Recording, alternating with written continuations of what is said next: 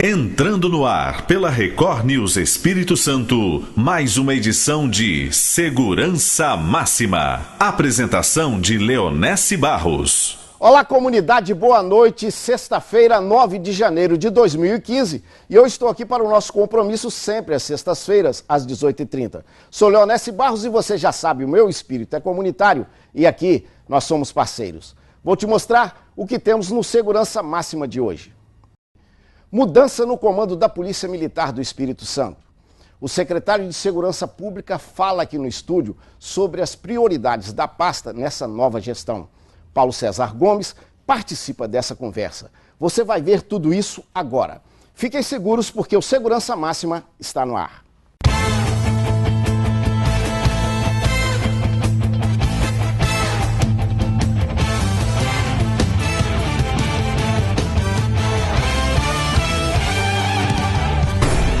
Sexta-feira, 9 de janeiro de 2015 e hoje é o dia do astronauta. Mudança no comando da Polícia Militar. Sai o comandante Edmilson dos Santos. O coronel Marco Antônio Souza do Nascimento é o novo comandante da Polícia Militar do Espírito Santo. Confira.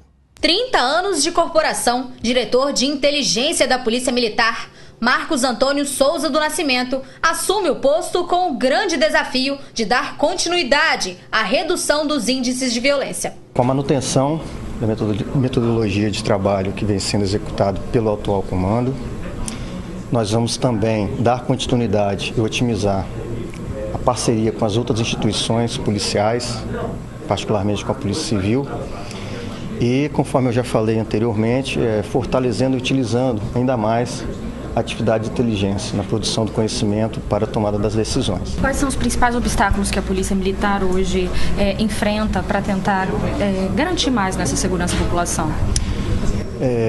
Basicamente seria a questão da legislação, do meu ponto de vista, né? E talvez não, e com certeza essa frequência, né, de infratores à lei que diuturnamente estão sendo presos outros em função dessa legislação. Todas as instituições, a Polícia Militar, a Polícia Civil, o Ministério Público e o Judiciário, cumprem com o seu papel. Mas, infelizmente, existem essas brechas da lei que permitem que esses infratores estejam de volta. Então é como se fosse uma solução de continuidade. Depois de 1 ano e 8 meses à frente da Polícia Militar, Coronel Edmilson dos Santos agradeceu o apoio da corporação e afirmou que passa o bastão com o sentimento de dever cumprido. É uma felicidade minha passar principalmente o comando para uma pessoa que a gente tem certeza que dará não só continuidade, como irá inovar naquilo que a população espera em relação à Polícia Militar. É a pessoa íntegra, de confiança, a pessoa leal, uma pessoa que com certeza tem um histórico que irá justamente refletir nas atuações da Polícia Militar, no que significa em relação a uma interatividade, integração com a comunidade, integração com outras instituições. A gente tem certeza que isso será desenvolvido, o comando da polícia está em boas mãos e por isso eu me sinto duplamente feliz. Primeiramente por ter cumprido a minha missão como comandante-geral e segundo porque a pessoa que está assumindo é a pessoa que realmente irá representar muito bem a Polícia Militar. O secretário de Estado de Segurança Pública, André Garcia, que ocupava a pasta na gestão passada, continua como secretário de Segurança no atual governo. Convidamos o secretário para vir ao estúdio conversar, entre outros assuntos ligados à segurança pública, sobre as prioridades para esta gestão. Secretário André Garcia, muito obrigado pela sua vinda ao Segurança Máxima. Boa noite. Boa noite. Secretário, vamos começar falando das suas prioridades, das prioridades da área de segurança pública nessa nova gestão no setor. Nós vamos dar continuidade ao que vinha sendo realizado no planejamento estratégico da Secretaria, obviamente fazendo os alinhamentos com o novo programa de governo que se apresenta, com a ideia e concepção do que o governo desenhou e conceituou como ocupação social, que nós vamos dar a nossa contribuição, acertar algumas questões relacionadas à presença policial e à capacidade de prevenção da polícia, especialmente da Polícia Militar. Nós temos que ampliar ainda mais a nossa capacidade de prevenção, tentar interferir e reduzir os indicadores de crimes contra o patrimônio, os assaltos, os furtos, que ainda que causam tanto transtorno à população. Continuar o trabalho incessante e muito difícil de redução dos homicídios. Nós fechamos o 5º ano com redução de indicadores de crimes letais intencionais e a proposta e a determinação do governador Paulo Artung é que a gente prossiga esse trabalho, faça os ajustes que forem necessários para que o Estado do Espírito Santo saia, como tem saído já, dos primeiros lugares em termos de homicídios no país. Há uma expectativa muito grande com relação a essa proposta de ocupação social de áreas violentas. Antes a gente tinha um Estado presente. O que vai mudar, na sua opinião? O conceito está estabelecido, o conceito de instalação em locais mais vulneráveis, mapeados pelo governo, de políticas de iniciativas que visam a prevenção. A lógica, que é uma lógica que não se faz segurança pública somente com polícia, não é uma lógica inovadora, mas é uma lógica necessária. Então, não é inovadora porque outros estados já fizeram, o próprio programa Estado Presente estabeleceu essa lógica, mas o que é necessário fazer, nós vamos fazer. O governador determinou que o conjunto de governo juntasse esforços para levar a essas regiões o seu planejamento estabelecido para atuar no que está por trás das ocorrências policiais, porque a polícia trata das consequências do problema, tentar interferir no processo de formação de pessoas para o mercado do crime, tentar oferecer oportunidade para os indivíduos que possam fazer as suas escolhas. O papel do Estado é esse, é oferecer oportunidades para que os indivíduos possam fazer as suas escolhas. Acabamos de ver o comandante da PM, novo comandante que tomou posse. Nos governos o senhor falou que precisa investir ainda mais na prevenção, mas também a repressão consta como um item importante nessa questão de segurança pública, e na maioria das vezes acaba a repressão ficando um pouco a reboque desses investimentos. Isso muda nessa gestão? Não, estamos num processo já de alguns anos de retomada da capacidade de dar respostas a essa questão, e também no campo da repressão, na investigação, na condução dos inquéritos policiais. A Polícia Civil do Espírito Santo já possui um indicador, no caso de resolutividade de inquéritos de homicídios, que é um dos indicadores mais importantes da nossa gestão e um dos mais elevados do país. A média de resolutividade do nosso país não chega a 8% de inquéritos de homicídios, e a nossa já passa dos 40%. Agora, é preciso reforçar o trabalho pericial, para que a atividade de investigação seja facilitada. O trabalho do perito é muito importante. Nós vamos descentralizar a perícia criminal estará também estabelecida no âmbito da DHPP, que é o primeiro passo para acompanhar as investigações de homicídios. Vamos ter forças-tarefas de peritos vinculadas ao Departamento de Homicídios e Proteção à Pessoa, ou seja, vamos dar autonomia para que os delegados possam dispor da sua própria equipe de peritos, já investigar de imediato a prática desses crimes, dar o suporte de inteligência necessário na Polícia Civil também, e o suporte, já que estamos tratando, e a premissa básica, fundamental do trabalho policial é a integração das P2, da inteligência da Polícia Militar, que vai estar à disposição dos delegados de homicídios. Secretário, continue conosco aí para o próximo bloco. E no próximo bloco nós vamos falar o seguinte: duas criancinhas discutem, mas as mães brigam e uma delas acaba assassinada. É para daqui a pouco. Fiquem seguros.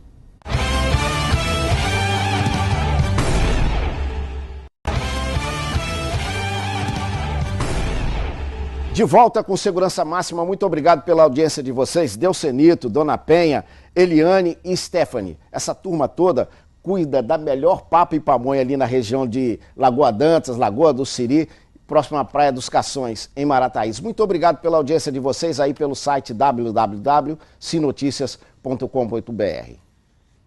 Uma criancinha mordeu a outra enquanto brincavam no bairro Vista da Serra 1, na Serra, pois as mães discutiram por causa disso e uma delas foi assassinada pouco depois. A matéria é de Luísa de Sá e Ailton Júnior. Confira. Foi nesta rua, no bairro Vista da Serra 1, que o crime aconteceu. Liese Ventura, de 23 anos, morava no mesmo terreno que Vanjose Barcelos, de 22. E tudo começou quando duas crianças brigaram neste quintal. O meu neto pegou a filha dela e mordeu.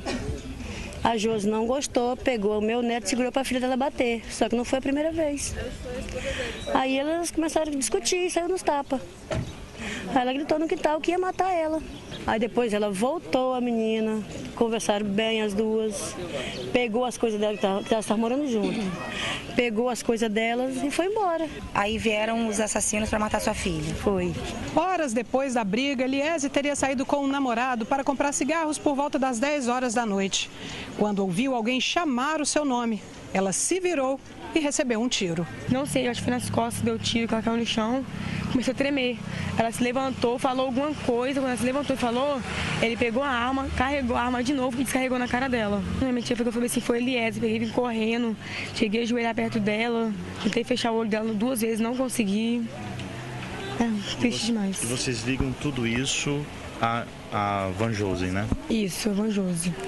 Você acredita que ela que mandou matar sua irmã? Acredito. As marcas do sangue ainda estavam no asfalto pela manhã. A suposta mandante do crime enviou uma mensagem para a família de Liese, dizendo não ter nenhum envolvimento e que iria prestar depoimento à polícia.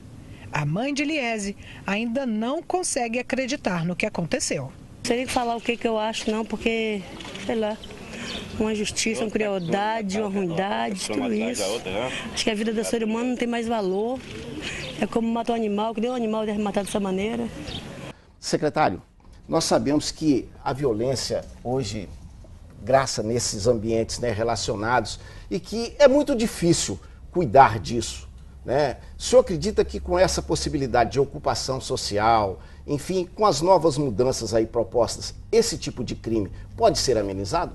Essa é uma questão, um desafio muito grave para nós, porque mais de 40% dos homicídios no estado já apresentam um perfil de intolerância, crimes que são cometidos com motivação banal, por vingança pessoal, por crimes passionais. São crimes que, sob o ponto de vista estritamente policial, a prevenção fica muito difícil. São quase que impermeáveis à ação da polícia. É preciso atacar esses crimes nos 2 extremos. O extremo da prevenção, e aí entra a lógica da ocupação social, com educação, com a implantação de uma cultura de paz, que não cabe só ao governo, cabe também às famílias, cabe também às igrejas, cabe também à sociedade civil organizada, porque ao Estado não cabe somente e exclusivamente a implantação dessa cultura. Se a gente não estabelece uma relação de diálogo em casa, não podemos exigir isso na rua. Então é importante que as pessoas se conscientizem disso.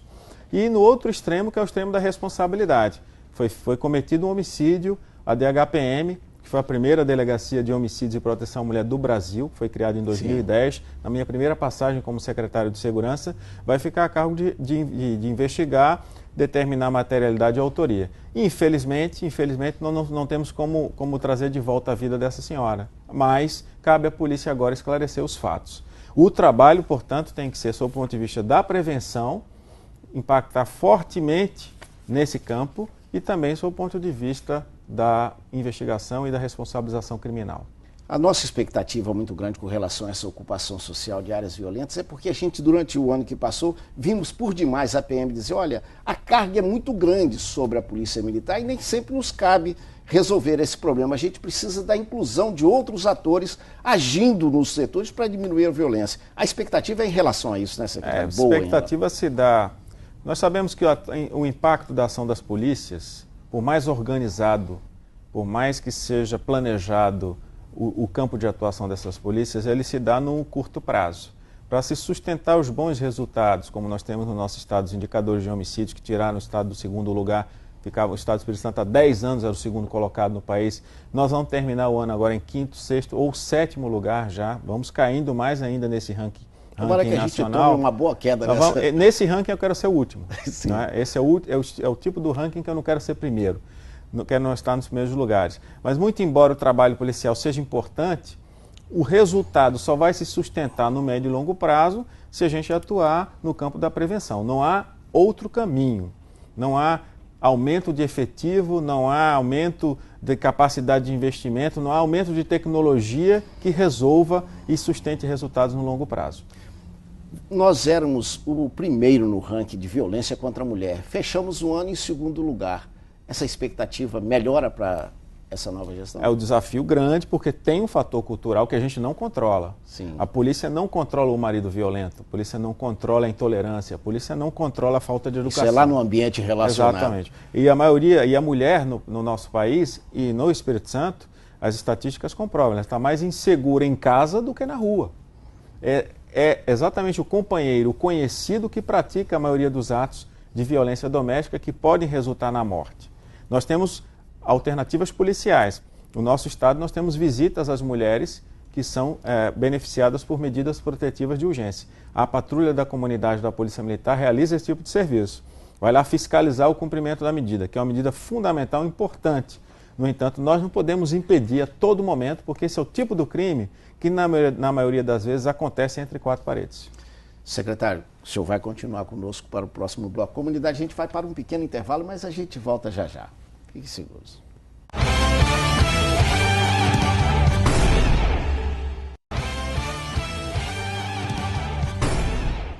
Continua no estúdio do Segurança Máximo o secretário de Segurança Pública, André Garcia. Ele foi secretário de Segurança no meio do governo de Paulo Artung em 2008. Continuou secretário no governo de Renato Casagrande até 2014 e vai continuar no atual governo de Paulo Artung. Vou chamar também ao estúdio agora o parceiro Paulo César Gomes. Companheiro, seja bem-vindo. Tudo bem, Leonesse, secretário? Olá. Boa noite. Boa noite. Secretário, lá fora, aliás, no governo federal, estão dizendo que vão fazer muitos cortes em várias áreas. Aqui no Espírito Santo, o Estado tem uma expectativa boa com relação à área de segurança pública, mas é uma área que requer investimento, treinamento e vencimentos. O senhor acha que esses cortes no governo federal podem ter reflexo negativo nesse desenvolvimento da segurança aqui no Estado do Espírito Santo? Em princípio, acredito que não, porque o governo federal, tradicionalmente, para o Espírito Santo, nunca colaborou muito com a questão dos investimentos. O montante de investimentos que é feito com recursos próprios do Estado, nos últimos anos, chega em torno de 90 a 95% do que se investe na área de segurança pública. Mas é importante que o governo federal tenha a capacidade de investimento preservada, por isso nós solicitamos uma reunião com o ministro Cardoso, que a fonte de financiamento da segurança pública para os estados seja estável e desburocratizada, porque o governo federal também, além de poucos recursos, ainda há uma prática muito comum, que é o contingenciamento desses recursos.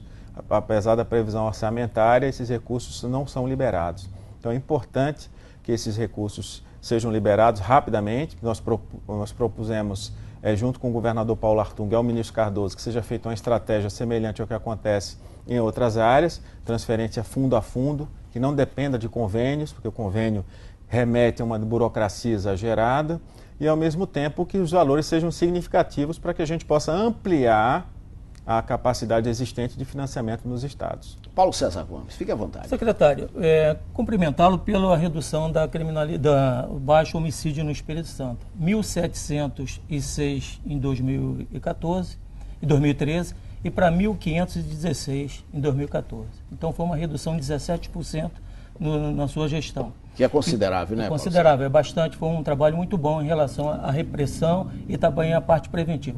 Mas desse em torno de 60% dos homicídios no Espírito Santo provém do tráfico de entorpecentes. E a gente tem notado que pouca atuação em relação à repressão ao tráfico de entorpecentes no Espírito Santo. Sabemos que em várias áreas aqui é uma grande densidade de tráfico de entorpecente. E a gente vê uma delegacia de entorpecente muito distante. E na Serra não tem uma descentralização em relação à atuação, poucos homens trabalhando nessa delegacia. E a Polícia Militar tem feito um trabalho muito bom da parte preventiva, tem se usado muito a Polícia Militar. O que faz para que a Polícia Civil, a Polícia Federal, que é uma integração até nacional, que começou até nesse final de semana, que o senhor colocou o apoio da Polícia Rodoviária Federal, em relação ao combate ao tráfico de entorpecente no Espírito Santo, porque na minha época tinha uma integração muito grande entre a Polícia Federal, a Polícia Civil e a Polícia Militar e dava uma resposta ao tráfico, à repressão ao tráfico. Nessa gestão de 2015, o senhor vai usar esses órgãos para reprimir mais essa atuação dos traficantes do nosso Estado? É preciso uma maior participação do governo federal, da Polícia Federal nesse campo, que é uma atribuição, na verdade, da Polícia Federal. Exato. Os estados o fazem em função de convênios, inclusive de um convênio estabelecido que é renovado anualmente, para que possa se estabelecer uma estratégia de combate. A Polícia Federal no país está com um efetivo muito defasado, e alguns problemas relacionados, inclusive, à convivência entre categorias dentro da instituição, que tem repercutido no âmbito operacional e prejudicado a capacidade de investigação.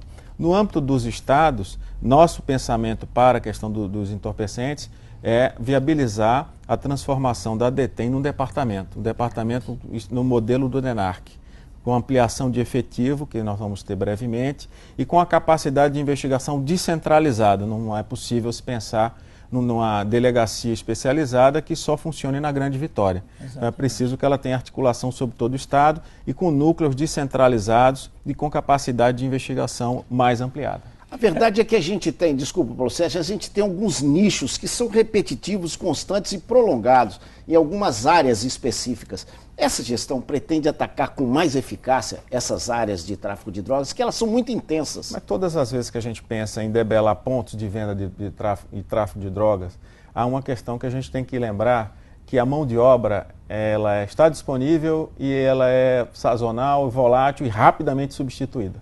Infelizmente, existem pessoas que estão dispostas a assumir os postos. Então entra aí aquela questão que ele disse, de inteligência, de identificar esses cidadãos e tirar de circulação. Não só de inteligência, é preciso impactar na fábrica de indivíduos que se dispõem a entrar nesse mercado. Não é só uma questão, a estratégia não pode ser só policial. Eu vou dizer para vocês, concordo. A repressão à droga é uma guerra perdida. Se a gente achar que a polícia vai resolver esse assunto, não vai. Uma palestra que eu assisti do agente da DEA, que é a Agência Americana de Enfrentamento à Droga, há coisa de 3 anos aqui no Brasil, ele fala que na América Latina apenas 10% do que circula é apreendido durante um ano. O senhor acredita, então, que é preciso mudar essa metodologia em vez de se combater, encontrar uma outra forma? Porque é uma guerra que eles A repressão tem que continuar, porque esse é trabalho da polícia. Agora, que a gente precisa impactar nos dois extremos importantes, que são a prevenção e o tratamento, a gente não pode permitir, porque só a droga, porque tem usuário. Só se justifica o mercado ilegal porque tem pessoa que consome. Não é possível a gente imaginar e pensar esse meio sob outro enfoque. Então, se há pessoas que estão dispostas a consumir ou já estão consumindo, que sejam tratadas. E se há pessoas que ainda estão no limiar do consumo, que seja viável um programa de prevenção. Em relação ao que o senhor falou do DEA, porque eu tenho um curso da informação quanto informação do DEA. Então nós trabalhamos muito na inteligência policial.